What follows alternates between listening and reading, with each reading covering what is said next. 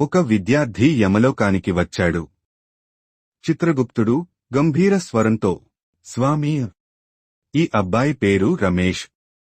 పరీక్షలో 10 మార్కులు వచ్చాయి. డిప్రెషన్లో పడిపోయాడు.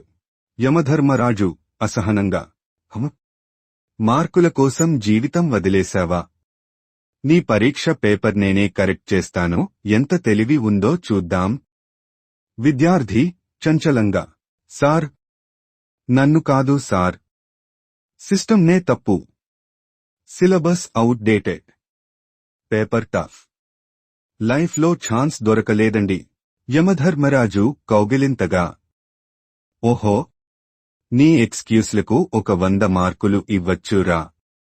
నీ లైఫ్ ఫెయిలైపోయినా పర్లేదు, కాని లాజిక్తో యమలోకంలో గెలవాలిరా. చిత్రగుప్తుడు నవ్వుతూ, మార్కులు కాదు రా బాబూ, మెదడు వాడితే ఇప్పుడు బతికే ఉండేవాడు.